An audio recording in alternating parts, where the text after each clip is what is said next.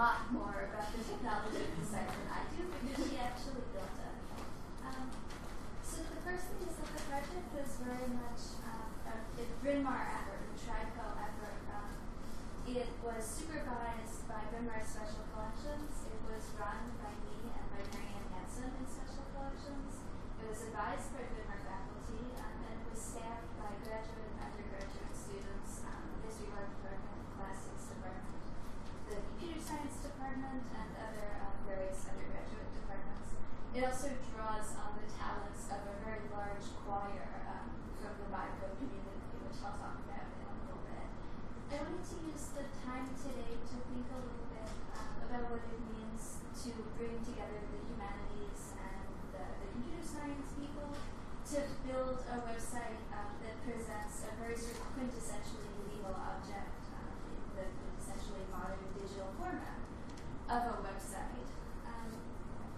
I think that maybe this is a good moment for doing this because the college seems like it's almost in a transitional moment right now. I know there's a lot of really interesting tech work, especially digital humanities work, going on around campus, but it seems almost like we're still working through the infrastructure that we need to make that work really flourish. And even like we're beginning to collectively confront the ways that digital technology can allow us to work through new types and quantities of data to revivify and reimagine ideas and objects, and to present our work to increasingly wide audiences. So at the heart, this site is really about the effort to bring together an object and a format that are very different. I'm going to talk a little bit about what the object is, what its history is, how it was used, what it's how it worked as a resource, and what you can tell about its life from its physical structure. And then a little bit completely on the other side about how the website works and how it's designed to accommodate and present the manuscript. Then I'll turn the floor over to Calla, who's going to talk a little bit about the process of picking the technologies that we used in the site and actually of navigating their use. Thank God. And then we will come back together and maybe meditate a little bit on the joys and the challenges of such a multidisciplinary project. And then we want to open the floor very much, this is the part I'm most excited about, to discussion. If anyone is working on similar projects or wants to be working on similar projects or has a strong reaction in some way to the sort of work that we've been doing, I'm excited to talk about it. So first, let me tell you a little bit about the processional, which unfortunately is not able to be here with us today. Our processional is a prayer book that includes the texts of the prayers, the music that would have been sung along with the prayers, and rubrications, which are a set of instructions for how the prayers would have been performed. So it's a specific set of prayers. It's prayers that are performed for religious processions, which are services that happen on sort of regular days in the religious calendar. So, for instance, Candlemas or the Holy Week prayers. And the prayers are different from the sorts of prayers that are usually performed because they're all prayers are encode a degree of motion and action, but the processions are actually really highly dynamic and even performative. The instructions tell you to do things that you don't do almost in any other time in the Catholic, the Christian services. So, for instance, very often they ask you, well, the person performing them, to leave the space of the choir at the center of the church where most of the service was performed, and to walk around the church, and even sometimes outside of the church, in a monastic situation, maybe through the convent or through the monastery, and to perform stations at particular sacred or just especially significant places. And they even sometimes have an element of sort of reenacting sacred history. So, for instance, in the Candlemas procession, Candlemas reenacts, broadly speaking, the moment with the time when Mary went to the temple first. And there's a point in the procession where you've left the church and you come back in, and just as you get into the church, you start singing a prayer that's about Mary entering the temple. So it's almost like you're putting yourself back into the medieval history. The Palm Sunday procession actually calls for people to walk around with palm fronds, which is a reference to the fronds that were strewn in front of Christ as he entered Jerusalem in stories recounted in the Bible. So the book is asking for action, asking for a dynamic response in a very interesting way, and it's drawing on sort of a revivification of religious history in a way that's unusual, even in a Christian context, where you do sometimes often imagine yourself into a sacred past. There are also elements of the book, besides the instructions that tell you how to use it, that indicate in the material structure of the book itself how it would have been used. I keep making this gesture because even though the book can't be here, it's very small. It's about this size. It's maybe 5 by 7, 4 by 6. It's a little personal book, and it would have been privately owned, and the nun who owned it would have actually carried it around the church with her. So you get this sense of a relationship of sort of ownership and a very sort of personal contact looking at the book that you don't get thinking about it in the abstract or even thinking about it digitally in a site like this. There's other aspects of the book that you get from its materiality, from its physical presence, that I was interested in thinking about translating. For instance, it's a luxury object in some very significant ways. It's different from modern books, which are made of paper and printed usually. It's made of parchment, which is really thinly scraped down animal skin that's very specially prepared and much more expensive than paper and has a very different tactile quality. It's also written with ink that had to be specially prepared. You can go to a store and buy, well, you could, but it would be a very particular store, the sort of ink that would be used by scribes to write the book. Each letter in the book was painstakingly written in by a scribe or by a set of scribes who were responsible for the object. And then because the book belonged to a Dominican convent, it was especially painstaking, the process of writing it, because the Dominicans were very careful about checking their manuscripts against prototypes. So it's a luxury item that took an enormous amount of care. And you can see that care in interesting ways in the structure of the book. One of the things that was most interesting to me coming to this project is that as an art history student, I spent almost no time, even though I primarily work on manuscripts, thinking about books that have no illumination. This book is really interesting to look at, and it's got lovely decorated letters called initials, but it doesn't have any pictures. So it's really drawing you to think about its material structure in a way that I was not familiar with as a graduate student.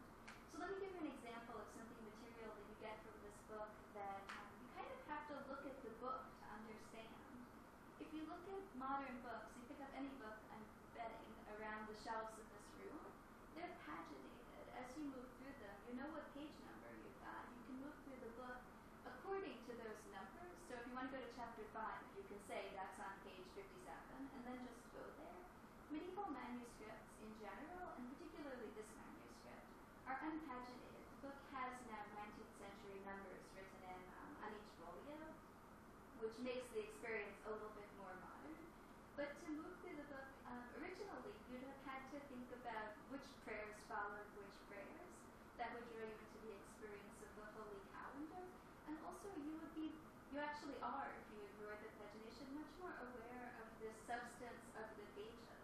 You know, if you think about moving from the Candlemas procession to the procession for the reception of royalty, you're aware that there's a clump of pages about this big separating them. You're aware of the physical structure of the book when you look at an object like this in a way that is really intriguing.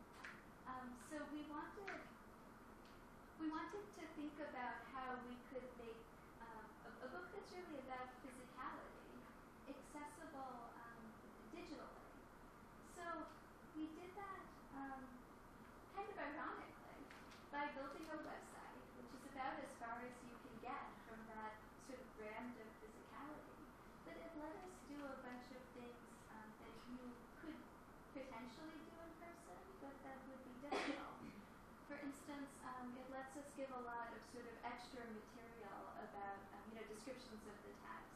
It lets us actually show images of every page of the text in sequence. That's what you're looking at here. It's a reader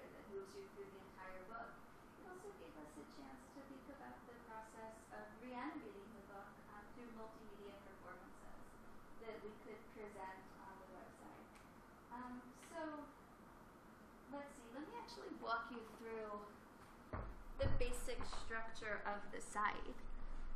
It begins with a home page that links to the different sections. Then there's an introduction that it basically does what I'm doing now. It tells you what's on the site and how you move through it.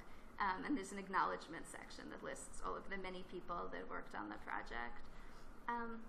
Then I think the intellectual heart of the site is this manuscript reader, which lets you flip through the pages individually, and that, very different from the material structure of the book, actually has a table of contents on the side that lets you move from prayer to prayer. And that makes the book a lot more accessible, I think, especially really for anyone, but especially for people who are not comfortable figuring out where prayers start and end in sort of late medieval French manuscripts. And then we made, Luca D'Anselmi, who's a classics student in the grad program, made a full transcription of the text of the website, of the manuscript, which subscribes in a slightly modified way to the traditional format for transcribing medieval books. For instance, the manuscript has a lot of elisions. There's a lot of words that are not written out in full. Traditionally, those are parenthesized. We put them in italics, because now this text is searchable. If you use the Control F function, you can actually move, if you know any of the words, through the book. And it does another nice thing. Each page is linked to the image of the page. So if, as you're reading it, you want to see how that happens in the book, it's very interactive. You can click, and then immediately you're there. I wrote a series of, delete this, of essays on the history of the book, on the music, on the physical structure of the codex, and on the history of the convent, and also a resources page that directs students and maybe even scholars to further readings on the book.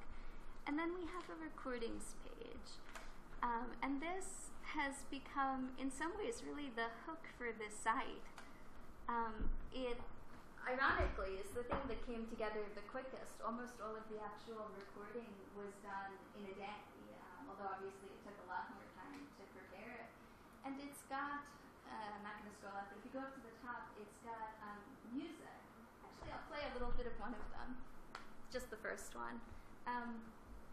So we had a choir come in to Good Heart Hall and sing the first procession of the manuscript. We were able to do this because Grace Garrett, who is a special collections worker last year when I was working on this project, and I went to Haverford and we spoke to Dr. Tom Lloyd, who runs the Bico Choir. And we asked him, a little sheepishly, if he could think of any way that we might make the music accessible that wasn't like a digital file or something. And he miraculously said, oh yes, that's great, I'll bring in a choir. And he hooked us up with Andrew Bailey, who's a Penn student and who directs the Renaissance Choir, who transcribed the music from the manuscript. And the music in the manuscript, does this have volume?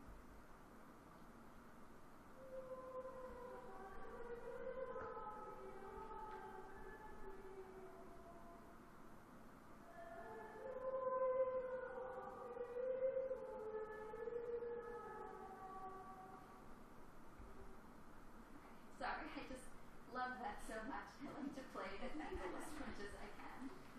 He hooked us up with Andrew Bailey, who transcribed the music, and then they came in to Good Heart Hall with a very large choir of women from the Bico community. It was a choir of women of sort of all ages, at very different points in their lives, which we thought was sort of a nice reenactment of how a convent choir would actually have been made up.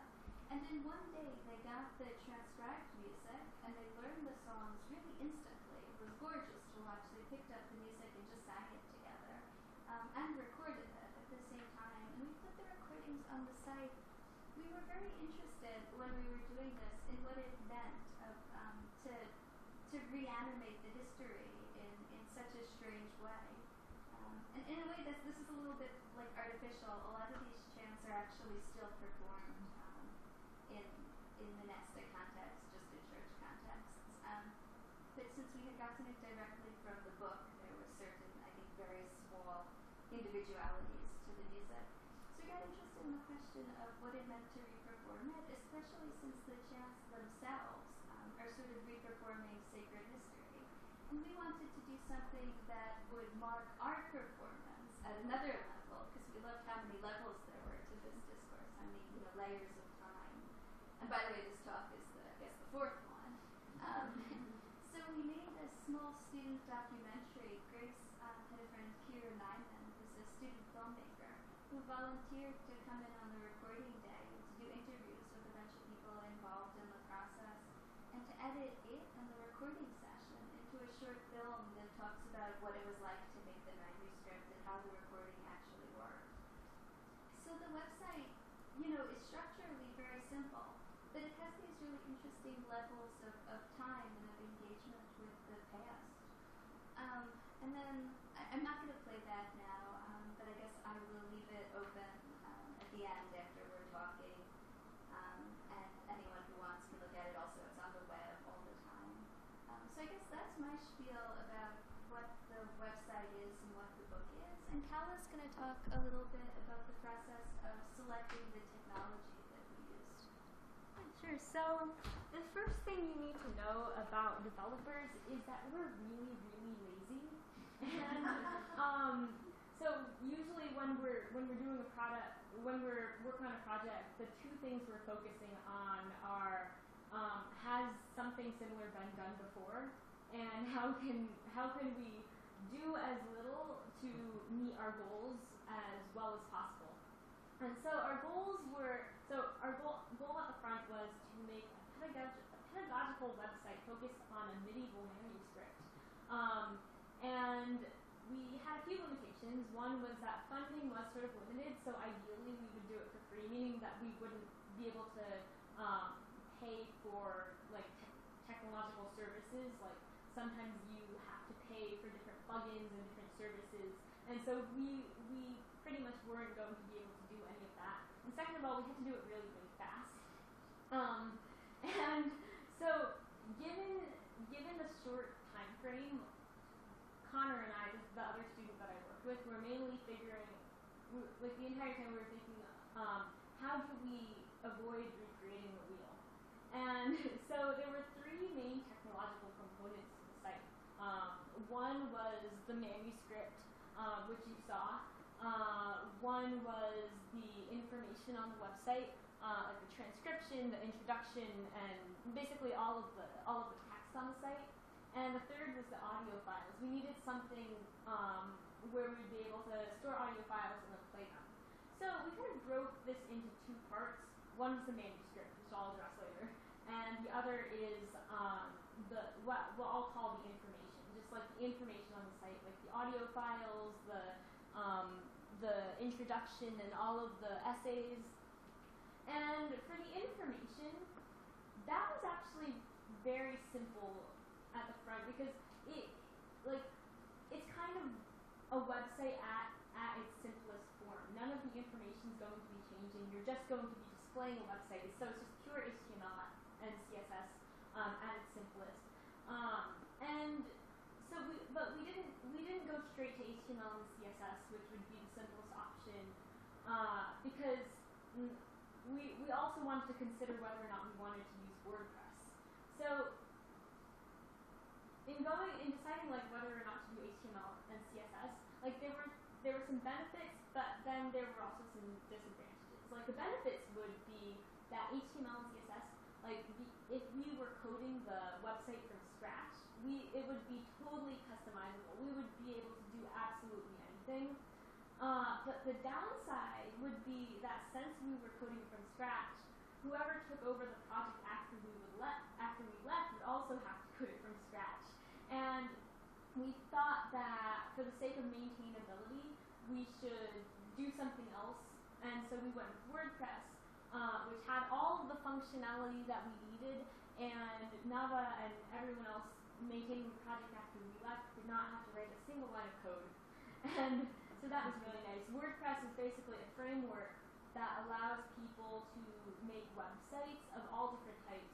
And so there's a dashboard behind all of this that you see here, where I could go in and I could add a page without writing a line of code. All I would have to do is click add page and format it as if I were formatting a Word document and add a page. So it's very usable.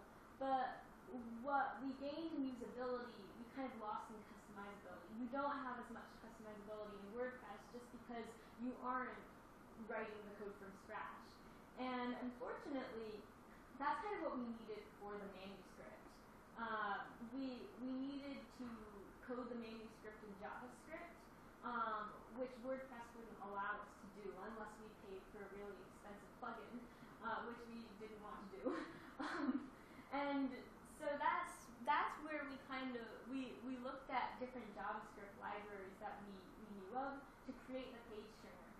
And that's where we're going to, how do we not recreate the wheel? There's got to be someone in the history of the universe who has needed a page turner for something in the world. So we searched around, and obviously the things that come up on Google are the paid things first, except Connor and I managed to find a JavaScript library called Turn.js, which basically allowed us to load in the images and make a few alterations to like display the manuscript as if it like in what I think is the form closest to what it would be like to hold it as a book. And so basically choosing the technology for the site was a lot of compromising customizability to usability and maintainability, and I think what we turned out with was a hybrid of both. So I think that having us both talk is a really good demonstration of one of the really interesting things of doing a project like this. It's that, and we spoke about this obviously before the talk, that we almost have different audiences in this room. We almost speak different languages. When Calla starts talking about CSS or JavaScript, I can find the reference, I can figure out what she's saying, and in fact, I think we communicated very well in the end. But I don't immediately know what those things are, and when I start talking about rubrications or illuminated initials, okay, yes, Calla is similarly confused. And that was one of the big challenges of the project. And it's not just linguistic. I think it might be symptomatic of a broader, almost an ideological divide, but certainly an epistemological divide. We did not know the questions to ask each other in order to make the project as effective as it could be. And a lot of figuring that out was talking and being as precise as we could. But I, for instance, wanted to do some things with the site that I did not know when we started to work would be enormously expensive. For instance, I wanted there, just as an example, to be an overlay on the pages. I keep pointing at this, but it's on the same page. So when you look at the reader, you could click a button and you would have the transcription pop up, maybe the musical transcription and the textual transcription, so that immediately the book becomes something more modern and you can navigate that very strange experience of flipping the book back and forth to being medieval and being easily readable. And that's not something that is easily done, and it's something that we decided for practical reasons would be a bad idea. Similarly, a computer science student might not know, approaching a project like this, why you would want to present a medieval manuscript to an academic community.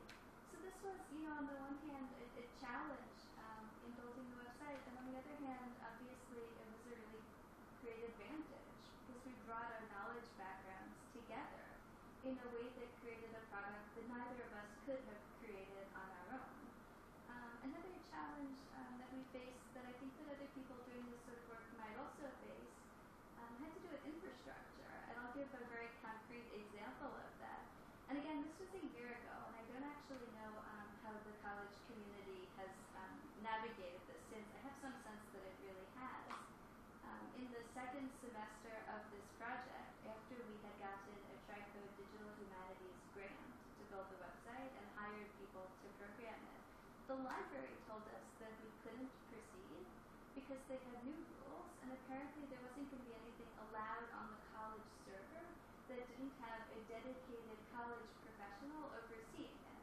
Obviously, this is a very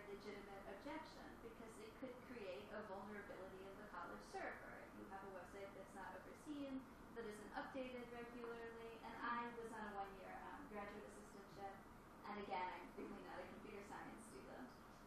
So we didn't have that. In the end, Rachel Appel, who's the digital librarian at Special Collections, volunteered to oversee it. And we moved forward kind of in the face of lingering objections that were ironed out in the end very well. So it's a question of sort of community infrastructure. On the one hand, there's this real flourishing of digital humanities work and of interest in doing digital humanities work. And on the other hand, it really hit home for me how much support this work takes, not only while you're doing it, but to keep it up afterwards. If the idea is to reach a broader audience, it's not just for the month that the website functions, but it's for, in theory, the life of the website, which could be, you'll know more about this than I will, but you told me once it's some tiny amount of time on average that most websites function, but I'm hoping... No one maintains them. Right. I'm hoping it will be significantly long, because it really makes a useful resource. So those are two of the challenges that we faced. I think probably you can guess by now what some of the great joys of the project were for me. The first is that I got to work with a book of the sort that I almost never get to work with in person, among people that are interested in these sorts of objects, and to build a project that makes it accessible to a much broader audience. I did really kind of fall in love with this book over last year, and it was really, it was a wonderful experience to get to deal that closely with the material that, in theory, is my life's work. And beyond that, it brought together a community of people in really different fields on a single project for a single goal. And it let us deal with ideas that we wouldn't have navigated individually. We had singers, we had musicologists, classicists. This doesn't show on the website, but we did some interesting work in the text of the manuscript, on the way that it uses punctuation, and the way that it correlates the music and the text. So it created a community, and that wouldn't have happened if it hadn't been a digital humanities project, because on a very basic level, it wouldn't have been funded. We couldn't have brought in all of these people. So it became a hub for a project that was unlike anything that I had ever coordinated, really, though also unlike anything that I had ever worked on. So it was a really interesting, special experience for me. I guess we should probably open up the floor to talking, particularly if anyone has a strong reaction to this, but also if anyone is working on something similar or wants to be working on something similar, and will find that it's easier to do after talking with the group. Yes. Hi, I'm the medievalist in the French department. I'm curious, I'm assuming that the ownership of this lies with Bryn College. Oh, yes. And how are you credited for your work? Because, in fact, you are part owners of this, since you were part originators of it. Do you mean of the site? Of the site, yeah. So I should explain a little. I cut this out of my talk because I didn't want to spend too much time talking. I should explain that I came to the project as a graduate assistant on my second year as a graduate assistant. A graduate assistant is one way that graduate students can earn their keep while they're studying. And I came to the collections, and I was given a special project, an individual project, because it was my second year and I wanted something a little more focused. And we had just gotten this book, and the book was sold to us, of course, by a dealership, and it came with a really great description. So I should say, first of all, that some of the intellectual work, although it is all really clearly credited on the site, was not ours. It's even a more collaborative project than it looks. I think as far as the site goes, we don't have any ownership of it, because we were employees in Special Collections. And I don't think we've ever pushed for any ownership of it. Well, what I mean is intellectual ownership, not necessarily legal ownership. It seems to me that that's a question that is an important one. Is Eric here? It's not there because I saw him in the main library. Yeah. The second thing that I wanted to ask you about was it's a beautiful site. It seems to me that it fulfills your ambition of a pedagogical tool, and that's why I'm quite astounded by what you said about the short life of websites, because it would seem to me that it's in the interest of Grimoire as an educational institution. That's why I asked about the ownership, to keep this site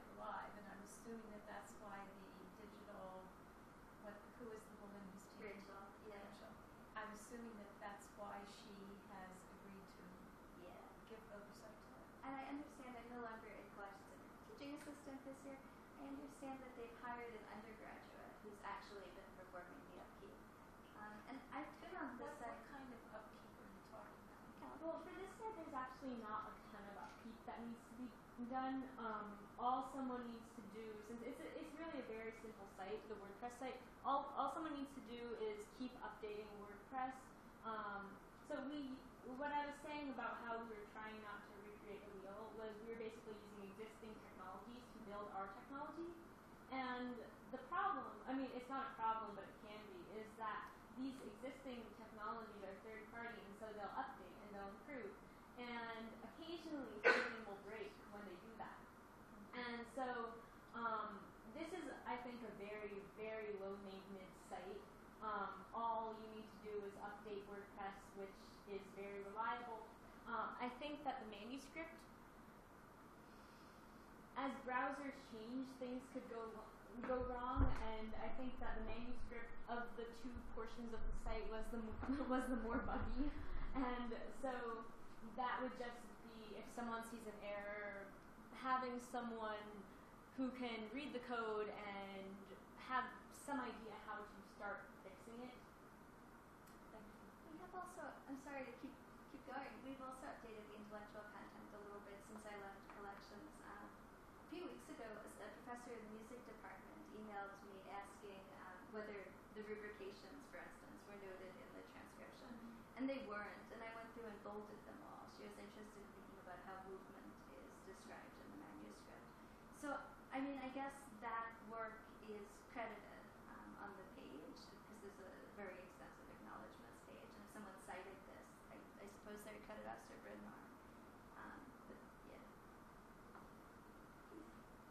I just have a question. So, is this part different? Is this on WordPress? This manuscript? No, the manuscript isn't on WordPress. We installed WordPress on the server, and then we So also you have your own instance of WordPress. It's not with the blog stuff. yeah, Okay. it's just our own server and our own installation. Is that in special collections or under the comp site department? I think it's under brynmarcollections.org. But the server is computer science server. I don't know whose server it is. I think it's probably special collections, since this wasn't really. I don't think that this was something that the computer science department was doing as much. Right. I mean, it gave some students up, except I think that's about where it stopped. Yeah, I don't think there was ever any discussion of being on the computer science server. It, for one thing, didn't occur to us. It might have been a subtle solution to the question of where it could have gone. So I may be the only person in the room who knows both about the rubrications, how this all works, and about the CSS and HTML.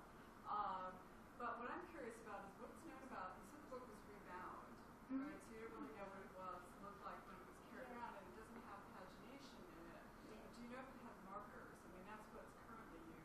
Muse processionals are still used, or their modern version thereof, and those have ribbon markers and other markers without page numbers. Yeah, so there's no evidence of that in the physical book, and you can only tell it's rebound as far as, well, no, there's a lot of ways you can tell it's rebound actually, but it seems to have been changed pretty significantly. The front pages are very different than they would have been originally. The proportions of the text to the size of the page is slightly off.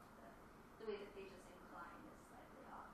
So a lot has been changed, and I wish I could know something like that. That would really Right, that have would be- meaning for how the book was used, especially because it was used so infrequently. It was used, at regular occasions, but not occasions that happened every week or every day. Right, and and it would be interesting to know, but there's no physical clues to that. Not as far as I saw, and also it wasn't listed in the description that came with the book, so I think not.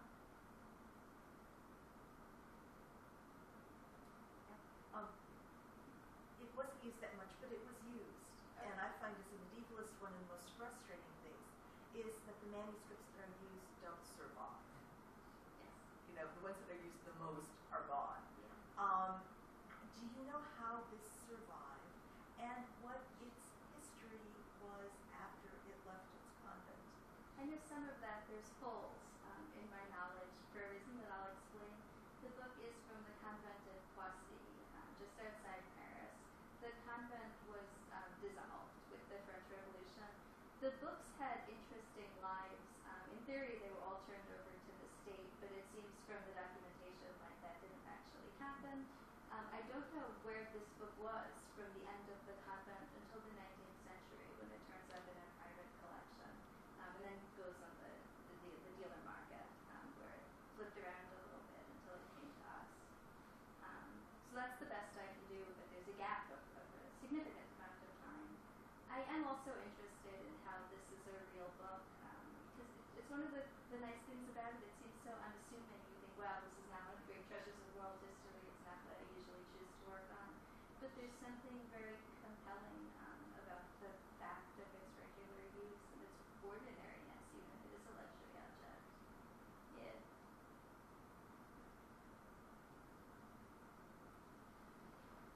What would be the relationship of a procession like this to liturgical drama? Yeah, because I've seen things that are halfway between.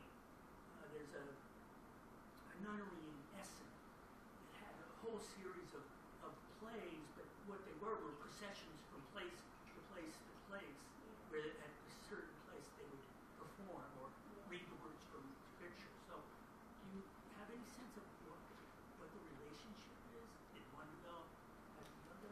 It's a great question. I don't know the historical relationship, although there's a book, Performing Piety, I think, that, if I'm remembering it right, discusses that. And really, one of the interesting differences to me is that the processional is much less a creative product.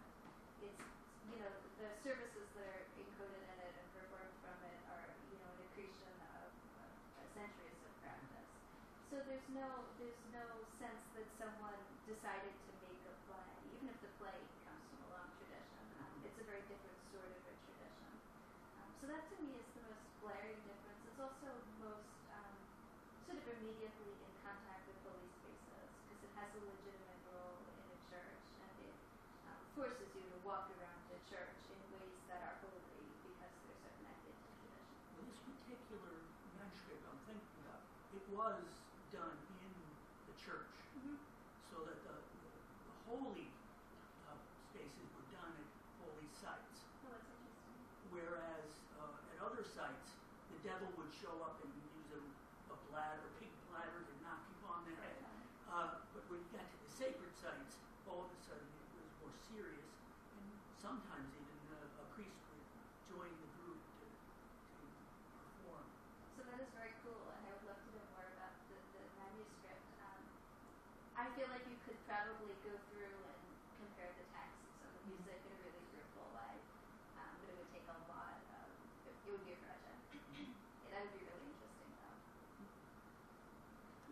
So, I will admit my lack of education on the digital humanities right up front, so if my question is naive, please excuse me. But I guess I have a twofold question. First, are you aware of any projects, Callie, you were talking about how you don't want to reinvent the wheel and that sort of thing. Are you aware of any projects that have done something similar to this, or have perhaps been inspired by this since its inception? And secondly, how is this accessible by folks other than those at Bryn Mawr? Does someone Google this? Is this a resource somewhere? Did you send out pamphlets? I have no idea. So those are my two questions. Yeah, so I'm not aware of any other projects like this. I think that in general at Bryn Mawr there is a little bit more collaboration between social sciences and humanities and with technology, and that's one of the beauties of a liberal arts college, because at a lot of other universities, I mean, I could go on a whole rant, but I won't. The engineering and STEM departments are very isolated and separated, sometimes physically separated from basically everyone else. So in the culture, like just the culture of many engineering students at engineering schools just doesn't appreciate things like this, and so no, not a lot of projects like this exist, and that's kind of sad. I think more should. And to your second point about whether it's accessible, like this website is accessible by anyone. It's not think Nava can talk a little bit more about whether or not it was advertised. Yeah, and also about your first question, the idea for this came out of pre-existing sites specifically. There's been, so it's very different, and I think there is a real element of uniqueness to this because it comes from a liberal arts setting. But there's a certain number of sites that present medieval manuscripts, especially with text and with explanation. And actually, there's another processional that's currently at Reed College from within about 50 years of this book, probably, that's got its own website. And it's a spectacularly inaccessible website. It's built about a decade ago, and the technology to do even a page turner was really just not, it wasn't easy to do. It wasn't something that people were doing, especially not at the level that we were doing it. But it does give you, clickable links for each page, although you can't move among them, and it gives you a very nice essay about the processional. And that was part of the inspiration for this. What we did is make it a lot easier to correlate the transcription and the images, to move through the images, to give you the music and many more essays. It's just a fleshed out version of something that kind of exists in other forms. Kala actually introduced this to Google search. So if you search Bryn Mawr processional, this pops up at one of the first. And we have an analytics page, which I've altered so that it doesn't track people who are yes. So it's got to. Thank God, yes, we know where everyone is in the world who wants to know about this procession. It's gotten thousands of hits from all around the world, and a lot of those people, we can see how long they engage with it and how many pages they look at, and there's been some real engagement, which I find hard to believe. And actually, I have one more point about maintainability. Back to your question, you were talking about how Reed College has a similar website, but the technology is very old. One other thing that a student who is maintaining this site would do is maybe in 5 years or 10 years, if this kind of technology is really outdated and kind of embarrassing, they might replace it with something that's a little bit more modern.